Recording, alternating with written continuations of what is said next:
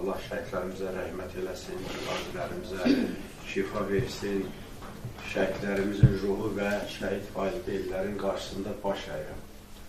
Bildiyimiz kimi, Qarabağımız 30 ildən çox bir müddətdə Ermənistanın işğalı altında oldu. Sözsüz ki, Azərbaycanımız bu işğalla barışa bilməzdi və barışmadı da. Ötən müddət ərzində ümumilli liderimiz Heydər Əliyev Azərbaycanın hər tərəfi inkişaf üçün çox işlər gördü. Onun siyasi davamçısı olan hörmətli prezidentimiz, Ali Baş Komandanımız İlham Əliyevin düzgün strategiya, məqsəd yönlü siyasəti sayəsində Azərbaycanın iqtisadi müstəqilliyi quruldu, təməli quruldu və müdafiə sənayesi quruldu, ordumuz inkişaf etdirildi. Nəhayətdə 44 günlük müharibədə 30 ilə qədər bir müddətdə işğalda olan torpaqlarımızın hamısı işğaldan azad olundu.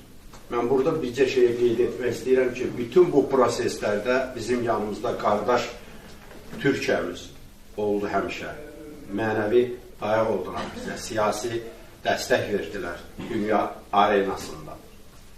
Və bütün bu dəstəyə görə, bu köməkliklərə görə qardaş Türkiyəmizə, Türk millətinə, Türk dövlətinin rəhbəri, çox hörmətli Sayın Ərdoğan cənablarına, bütün çox saylı Azərbaycan kontingenti adından təşəkkürümü bildirirəm, Atlas xanım.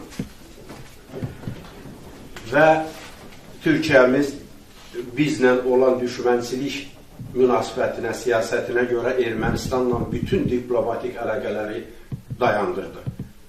Bu da bizi bir Azərbaycan vətəndaşı olaraq hər birimizi sevindirdi və biz qürur hissi keçirdik. Bugün qısaca olaraq yekunlaşdırmaq istəyirəm. Orhan bəy, sizin apardığınız bu işdə sizlərə, təşkilatınıza uğurlar arzulayıram. Atlas xanımımız da, bacımız da Allah şifa versin, biraz nasazdır bu işdə. Siz neçə illərdir hərbi vətənpərvərlik verilişini aparmışsınız, bütün Azərbaycan sizi tanıyır. Şəhidlərimizin adı həmişə yaşamalıdır. Yəni, biz tamamən narazı ola bilmərik. Çünki hansı küçəyə gedirsən, şəhidlərimizin adına bulaqlar tikilir, məktəblərimizin bir çoxunun adı şəhidlərin adına qoyulubdur. Yəni, bunların hamısını qeyd eləməliyik biz. Gələcəkdə də biz də Azərbaycan Respublikası şəhid ailələri, əlilləri və müharibə veteranlarının müdafiəsi ictimai birliyi olaraq başda Tahir müəllim olmaqla sizin yanınızda olmalıyıq, dövlətimizin yanındayıq, həmişə prezidentimizin yanındayıq. Sizin apardığınız bu missiyanı yüksək səviyyədə davam etdirmək üçün sizə uğurlar arzulayıram.